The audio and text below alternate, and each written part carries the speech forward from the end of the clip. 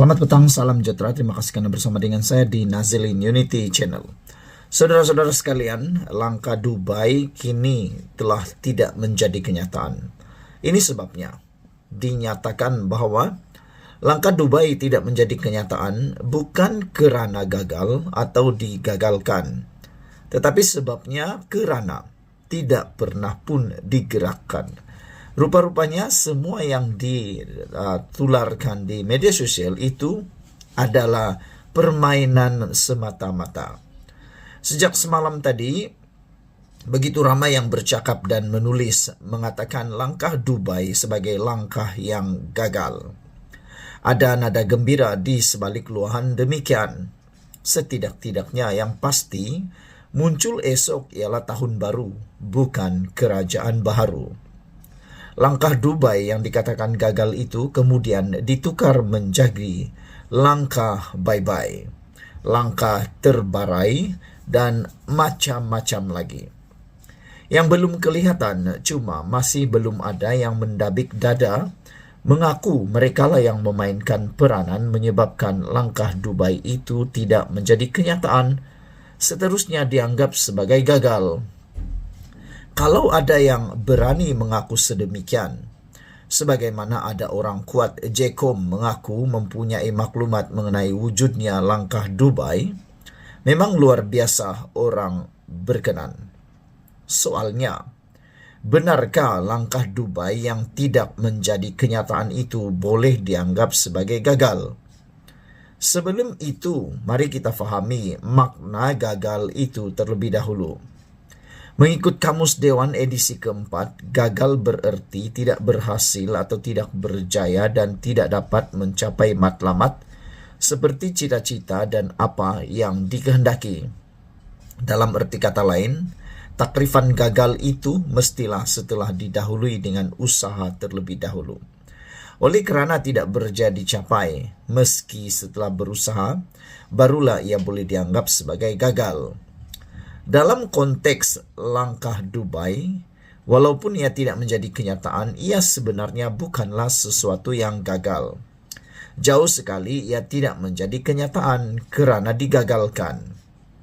Ini kerana langkah Dubai yang heboh itu tidak pernah pun digerakkan atau diusahakan oleh sesiapa.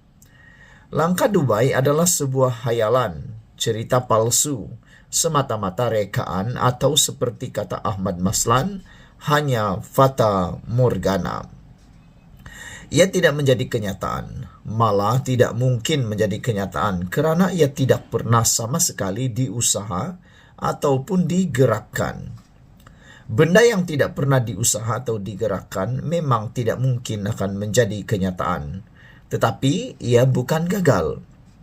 Macam orang yang tidak ada lesen memandu, tetapi tidak pernah belajar memandu, tidak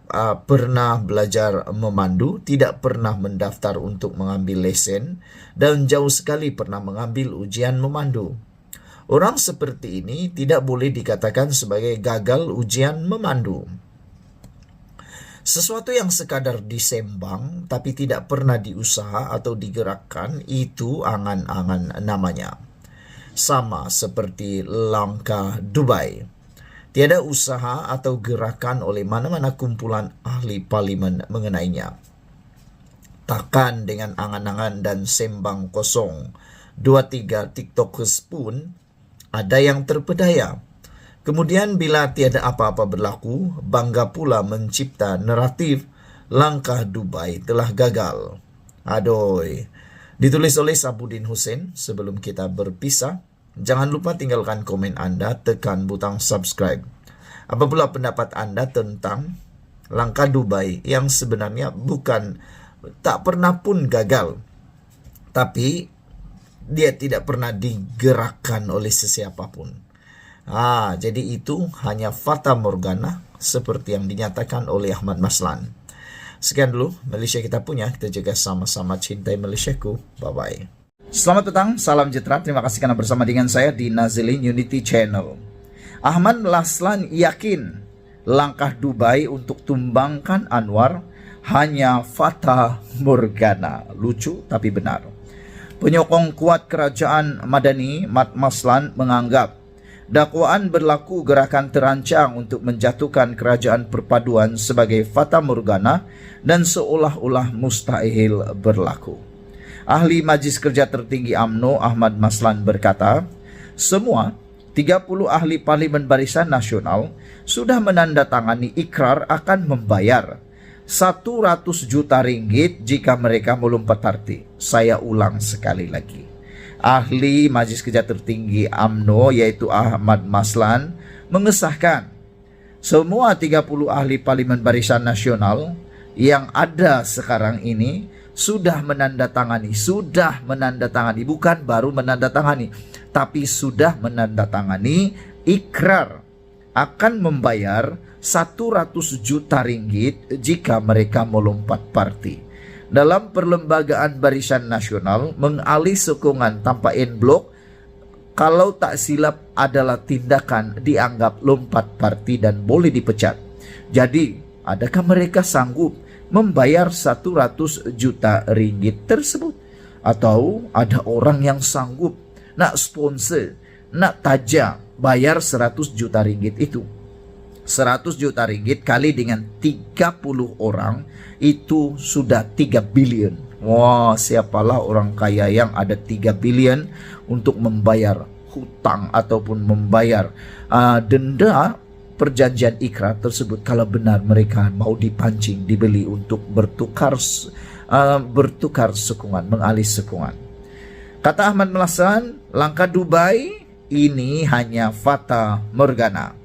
Untuk 30 ahli parlimen UMNO Barisan Nasional, kami sudah tanda tangan perjanjian. Kena bayar 100 juta ringgit seorang jika ingin melompat parti. Siapnya di X pada pagi tadi. Semalam berita harian online melaporkan wujud perancangan pihak pembangkang dan disertai segelintir pemimpin dari parti kerajaan untuk sekali lagi menjatuhkan kerajaan di luar pilihan raya. Kali pertama langkah itu dibuat ialah pada Februari 2020 dan menyaksikan Pakatan Harapan tumbang di sebalik mandat yang diterima mereka daripada rakyat melalui PRU 14. Memetik kenyataan pegawai kanan Jabatan Komunikasi Komuniti JKOM, portal berita mendakwa perancangan langkah Dubai itu dilakukan sewaktu pemimpin PN bercuti di Dubai baru-baru ini. Ada pegawai tertentu dipertanggungjawabkan untuk mengenal pasti ahli parlimen yang berpotensi mengalih sokongan kepada pembangkang dengan sokongan. Selain pemimpin PN, didakwa ada juga tokoh politik veteran berpangkat tun bersekongkol dengan cubaan tersebut. Baik tumpu masalah rakyat, Ahmad Maslan berkata, selain ahli parlimen BN tidak memiliki wang sebanyak 100 juta ringgit, kedudukan kerajaan ketika ini adalah kukuh dengan sokongan besar ahli parlimen kepada Perdana Menteri Anwar Ibrahim. Siapa ahli parlimen yang ada wang sebanyak itu? Jika 30 ahli parlimen keluar kerajaan pun ataupun keluar sokongan pun, kerajaan masih kekal dengan 122 sokongan. Ciap bekas Setiausaha Agung UMNO itu lagi dengan merujuk kepada 147 ahli parlimen kerajaan serta 5 ahli parlimen bersatu yang menyatakan sokongan kepada kerajaan baru-baru ini. Sementara itu, PAS pula mempertikaikan dakwaan JKOM dan secara sinis berpendapat lebih wajar dibangkitkan langkah Mekah berbanding langkah Dubai. Hal ini kerana, kata Timbalan Presiden PAS Tuan Ibrahim Tuan Man, lebih ramai pemimpin politik berkunjung ke Tanah Suci itu untuk mengerjakan ibadah berbanding ke Dubai. Kerajaan sudah memiliki majoriti 2/3, apa nak dibimbangkan, kata beliau. Kalau diikutkan, pemimpin ke Mekah lagi ramai terutama pada musim cuti sekolah ini, tetapi tidak ada pula ditimbulkan langkah Mekah, kata beliau, dipetik BH Online. Tuan Ibrahim juga berpendapat dakwaan tersebut adalah rekaan semata-mata. Jadi siapa yang reka nih? Itulah yang menjadi persoalan. Ia hanya akan menimbulkan pelbagai spekulasi. Lebih baik memberi tumpuan kepada permasalahan rakyat, malah banjir pun belum selesai lagi, kata beliau. Itulah yang terbaik. Sekian dulu untuk kali ini. Jangan lupa tinggalkan komen Anda, tekan butang subscribe. Malaysia kita punya, kita juga sama-sama cintai Malaysiaku. Bye-bye. Selamat petang, salam sejahtera. Terima kasih karena bersama dengan saya di Nazilin Unity Channel. 30 ahli parlimen BN sokong Perikatan Nasional Langkah Dubai. Ini apa yang dikatakan oleh Jalaluddin. MP Barisan Nasional, ahli parlimen Barisan Nasional sokong Langkah Dubai. Ini kata Jalaluddin. Saya tidak tahu menahu ada ahli parlimen daripada Barisan Nasional mengadakan pertemuan di Dubai, mahu menumbangkan kerajaan perpaduan melalui Langkah Dubai.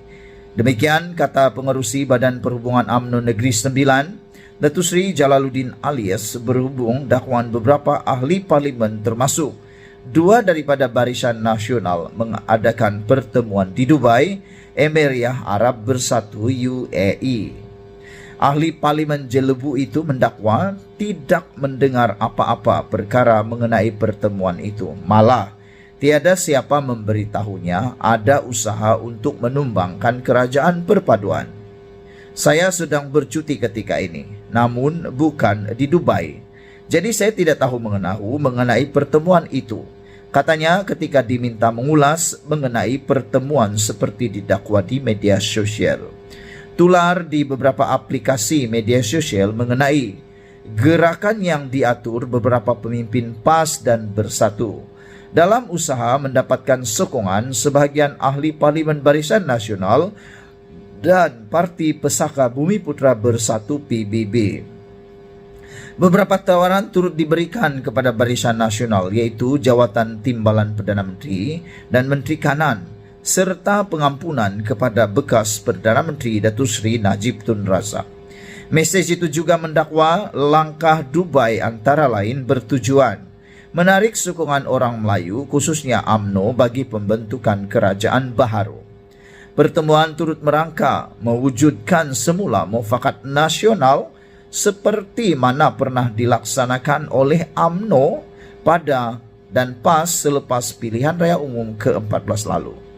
Sumber itu mendakwa jawatan Perdana Menteri turut ditawarkan kepada PBB. Ini paling hebatlah pernah kita dengar. Jawatan Perdana Menteri mahu ditawarkan kepada PBB, Parti Bumiputra Bersatu Pesaka yang ada di Sarawak, dan autonomi lebih besar selain 20% royalti hasil minyak kepada Sarawak.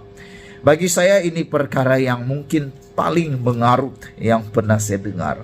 Tak apalah kalau inilah tawaran yang paling besar yang boleh mereka tawarkan kepada PBB. Sebab parti di Sarawak sudah ada timbalan Perdana Menteri.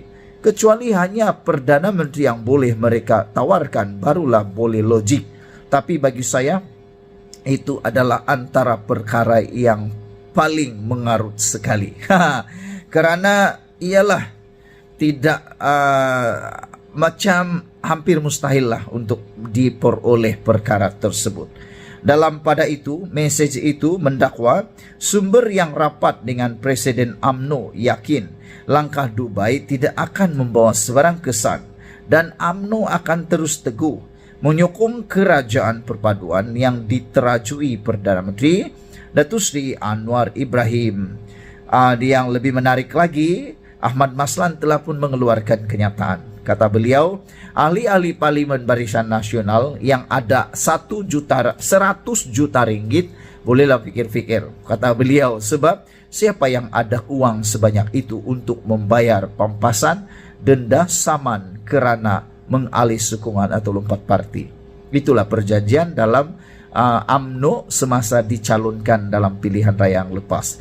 100 juta ringgit kalau beralih sokongan atau lompat parti. Sekian dulu kali ini. Jangan lupa tinggalkan komen Anda, tekan butang subscribe. Kita jumpa lagi. Bye-bye.